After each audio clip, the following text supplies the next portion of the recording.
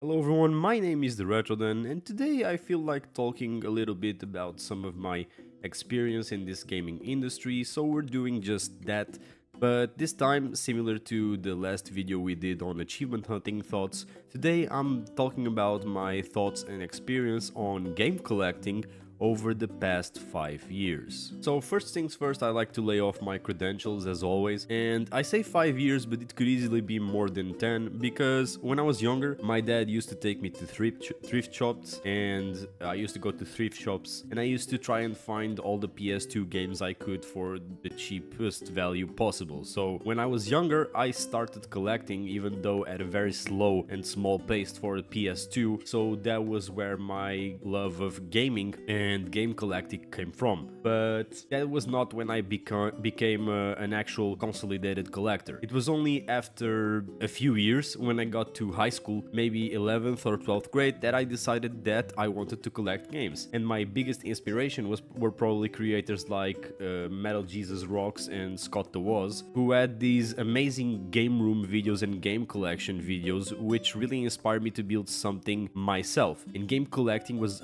actually the hobby who got me into YouTube. So game collecting I thought was a gateway into YouTube, because the more games I had about, the more games I could talk about. And I loved the market behind it, because you could just find so many niche stuff and things at good values, and there was always negotiating with people for you to get more games for less value. And I found it really interesting, the amount of content people had to create or got to create around this topic, so I wanted to do it myself. So then I started collecting in the 11th grade, and my method to start collecting wasn't really that great.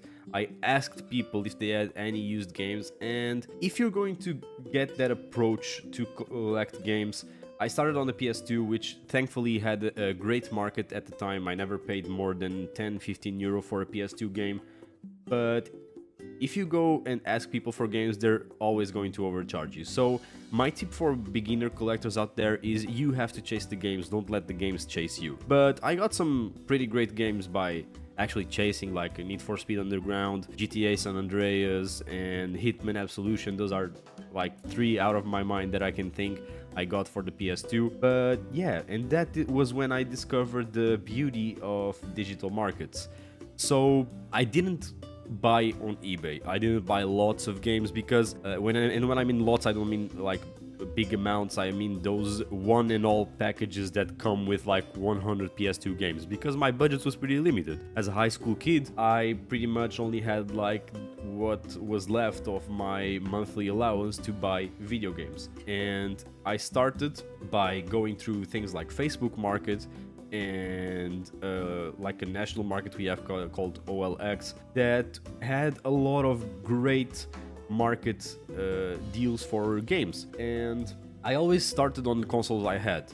And that's a tip I'm going to give you. Start on consoles you have. And that's a tip you will see many other collectors tell you when they make videos on tips about collecting. Focus on games and not consoles. Because once you start going down the rabbit hole of consoles, you're going to look at your collection and you're going to see big disparities between the games you have for one console and another console. And most of the times those markets are really different from one another, and you're going to end up spending a lot of money to build up one collection to the level or size of the other. So I started on the PS2 and the PS4, because around that time, which was like 6 to 5 years ago, the PS4 market was amazing. The values were really down. On PS2 the values were really down as well, and I've noticed inflation on these two specific markets now, since the games are really highly priced compared to when I bought them. And I could probably resell my entire collection for like double or triple the price, but it's not something I'm going to do. But going back to that, I started by Facebook and online markets, because you could really find some people there going about getting rid of their stuff for really cheap. And you have to haggle in this hobby. You have to try to get more games for less value, and you have to talk and search. You have to be... This is a full-time job. If you want to collect games, this can be a full-time job, just by the simple fact that you're going to be searching online every day for the best deals. Maybe if you want a specific game, you're going to have to check if people have that game in lots of big games and try to get just that one game, or maybe try to buy the entire lot and sell the other games just to keep that one and maybe turn a profit. And it also can bring you a bit of trouble if you're into things like Nintendo games. that was one of my toughest experiences as a game collector that I decided I was not going to get into, and I had friends who really got into it, which was Pokemon game collecting. Once you get into Pokemon game collecting, especially on the Game Boy and the Nintendo DS side of things, you're going to run into a lot of fake games. And then you have to be kind of an expert on the topic and have to check the entire cartridge to make sure that that thing is legit, because if anything else, you're going to get a copy or a cartridge of the game that will have corrupt save files, bad batteries, and it's going to be a fake copy that won't be useful for anything. But in that online era of collecting, I managed to build up my PS2 collection to around 100 games. I bought all my childhood favorites that I borrowed back then, that I couldn't actually buy when I was a kid. So from franchises I really like Jak, like Ratchet and Clank, the Star Wars games I missed when I was a kid, which I really enjoyed purchasing because I love Star Wars games, and I think the PS2 era was some of the best for PS2 games.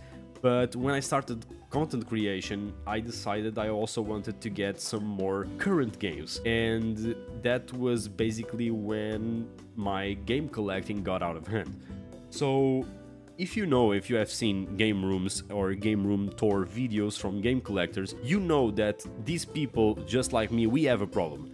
There's no way we're buying that amount of games to play them all, because limited time, and we like to have the games because they look cool on the shelf, and I like to have access to a game that if I want to play it, I can just pop it in the shelf. I don't have to go to the trouble of buying it and looking for it online. So I just like to have the games, so whenever I want to talk about them on the channel, I can just pop them into a console, play them, and talk to you about them. But that comes at a price, because the more you see games online as a content creator, and this is my personal experience, the more you want to talk about more games, and you want to buy this game so you can talk about it even for a 30-second segment on the video, and you keep buying and buying and buying and buying, and then you end up with a collection that you don't even have space to put it in.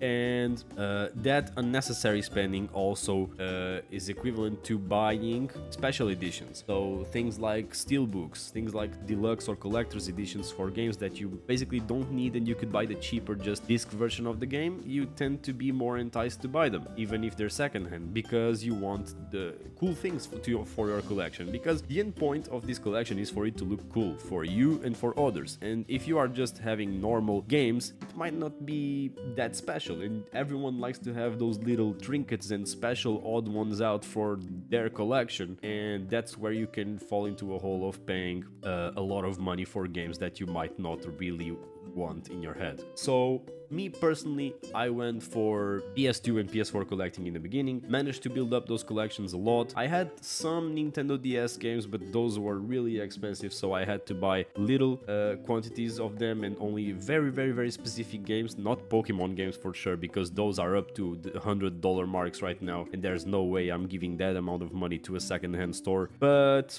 yeah, and then it was around the university era of my life, where I got into university, that I transitioned into digital collecting.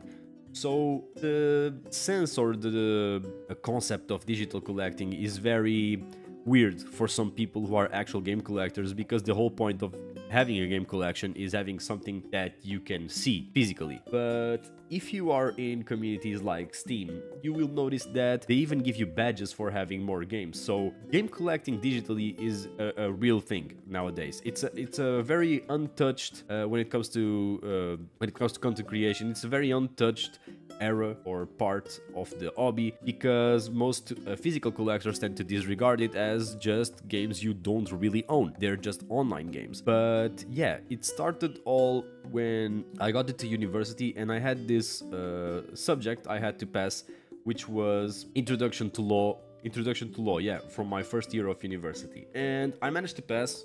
I was like one of the 5 people who passed out of a class of like 100 people, and I decided to buy a game. So to congratulate myself, I decided to buy myself a present for going through my first test or exam on university. So I bought Dark Souls 3 digitally, and I remember getting it for like a huge discount. So I got Dark Souls 3 for like €9 on Steam, which was absurd at that time. My head couldn't like gather its thoughts around getting a AAA game for like 10 euro, because up until this point the only games I managed to get for those values were games I bought like in the second-hand market for older consoles that maybe people didn't really care about now. And when it came to AAA games, I only used to pay like anything over 40 euro. So it was on my first year of university that I discovered like key sites and gray markets, and I ended up buying a lot of games. If you go check my Steam profile, I built up this collection from my Steam profile from zero. I had like 10 or 15 games on my Steam account before starting university, and right now I'm currently in the beginning year of my master's degree and I am getting close to 600 games. So it's not easy to go there. And what happened around that time? I also started making the transition during my middle years of collecting to green markets, because, and this is my tip for digital collectors out there, I know there are sites in which you can get games for very, very cheap. We're talking like 90% discounts on games that there's no way they would ever cost that if you were collecting physically. But be aware that if you really enjoy gaming and you like this industry, you are most probably screwing developers if you're buying from these websites. And I know I can be talking from a place of knowledge that maybe some people don't really want to dig deep into, or maybe don't care, but there was some point in my digital collecting era that I decided to look into these key sites and see why they were so cheap. And I was in this achievement hunting group who prohibited people from talking about purchasing keys from specific sites, but not from others. So I decided to take a look and ask around what was all that about. And I discovered that most of these sites we're buying keys from don't even check where the sellers got the keys from, and they're basically selling maybe stolen keys with people who maybe they stole credit cards from, or they stole keys from the developers themselves with generators and hacking systems.